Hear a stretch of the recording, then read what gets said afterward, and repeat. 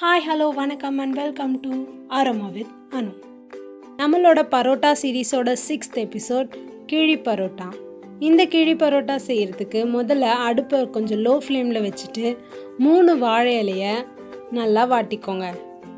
அப்போ தான் நம்ம கிழி பரோட்டா செய்கிறப்போ இலை கிழியாமல் இருக்கும். ஸோ பொறுமையாக எல்லா இலையும் நல்லா வாட்டிக்கோங்க.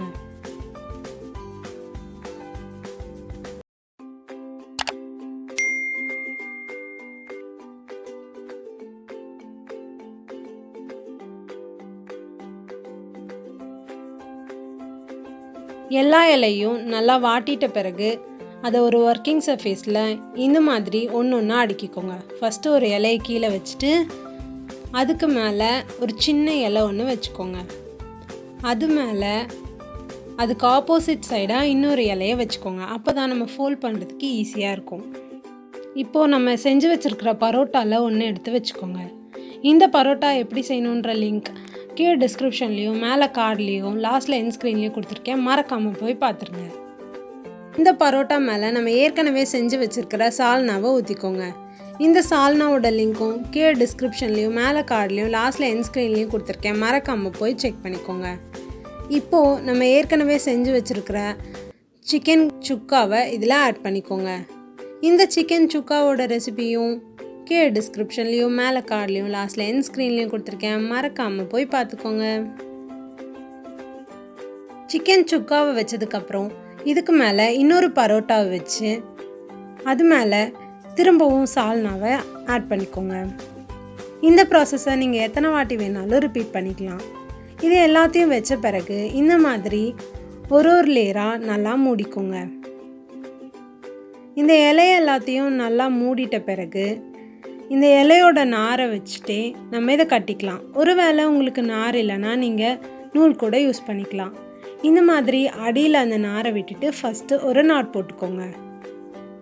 நல்லா டைட்டாக நாட் போட்டுக்கோங்க.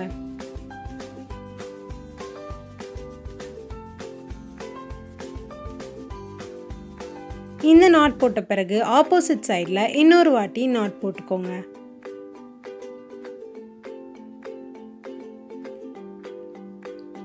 இப்போது ஒரு தோசை தவாவில் கொஞ்சம் தேங்காய் எண்ணெய் ஆட் பண்ணிக்கோங்க. இது ஒரு கேரளா ரெசிபின்றதுனால நீங்கள் தேங்காய் எண்ணெய் ஆட் பண்ணும்போது ஒரு கேரளாவில் போய் சாப்பிட்ற ஃபீலிங் உங்களுக்கு கிடைக்கும். இப்போது நம்ம செஞ்சு வச்சுருக்கிற கிழி பரோட்டாவை இதில் ஆட் பண்ணி திரும்பவும் கொஞ்சம் தேங்காய் எண்ணெய் ஆட் பண்ணி திருப்பி போட்டு அந்த இலையில் உங்களுக்கு கொஞ்சம் ப்ரௌன் கலராக ஆகிற வரைக்கும் நல்லா வேக வச்சுக்கோங்க. இந்த ஸ்டேஜ்லேயே கூட நீங்கள் இந்த ப்ராசஸை ஸ்டாப் பண்ணிக்கலாம். பட் இந்த இலையோட எசன்ஸ் ஃபுல்லாக இந்த பரோட்டாவில் இறங்கி நீங்கள் ஒரிஜினலான கிழி பரோட்டாவை சாப்பிட்ணுன்னு நினச்சிங்கன்னா ஒரு இட்லி குண்டானில் கொஞ்சம் தண்ணி ஊற்றிட்டு நம்ம தோசை தவாவில் சுட்டு எடுத்த அந்த கிழி பரோட்டாவை இதில் வச்சு கொஞ்ச நேரத்துக்கு வேக விட்டுடலாம்.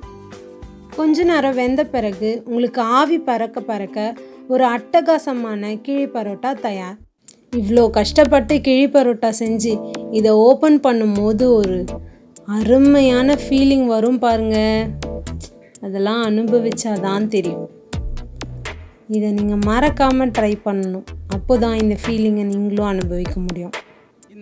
பார்த்தீங்களா எப்படி ஆவி பறக்க உள்ள சிக்கன் அப்படி ஜூஸியாக உங்களுக்கு எப்படி இருக்குன்னு. இப்படி இந்த சிக்கனை அப்படியே எடுத்து அந்த பரோட்டா கூட வச்சு சாப்பிடும்போது சும்மா அட்டகாசமாக இருக்கும். மறக்காமல் இந்த கிழி பரோட்டா ரெசிபியை உங்கள் வீட்டில் ட்ரை பண்ணிவிட்டு உங்களோட ஃபீலிங்ஸை எங்கள் கூட ஷேர் பண்ண மறக்காதீங்க.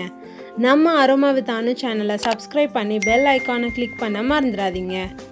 அடுத்த வீடியோவில் சந்திக்கும் வரை பாய்.